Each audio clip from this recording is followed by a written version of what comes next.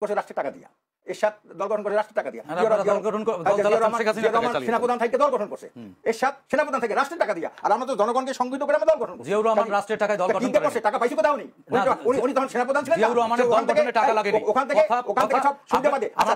জেনে শুনে কথা বলবেন, অল্পশিক্ষিতের মতো কথা বলবেন না। রাজাকারকে নিয়ে, রাজাকার আব্দুর রহমান বিশ্বাসকে রাষ্ট্রপতি বানাইছে, শাহজিজ একজন রাজাকার, তাকে উনি প্রধানমন্ত্রী বানাইছে, আব্দুল আলিম একজন রাজাকার, তাকে উনি মন্ত্রী বানাইছে, জামাত রাজাকার মানবাধিকার অপরাধী, তাকে নিয়ে মন্ত্রী বানিয়া তাদের স্বাধীনতা দেশের পতাকা তাদের উপর, সেই জামাত রাজাকারের সাথে তো এখন আপনারা যুগপৎ লোক ছিল না। সে এইভাবে সুবিধাবাদীদেরকে নিয়ে, আপনার দলে কোনো মুক্তিযোদ্ধা আছে?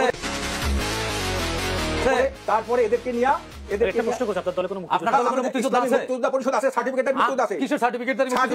শেখ হাসিনার আমলে কেনা সার্টিফিকেট। কিসের সার্টিফিকেট? এইসব মিথ্যা কথা বলে যুদ্ধ করেছেন আপনারা, এইখানে এর সাথে বসা যায় না। আপনার সাথে কি বসা যায়? আপনি তো মূর্খরা পৃথিবীর, আপনি অপরাধ করে অসভ্য, আপনি অসভ্যতা করছেন, আপনি অসভ্যতা করছেন, আপনি জাদু করছেন, আপনি অসভ্য, আপনি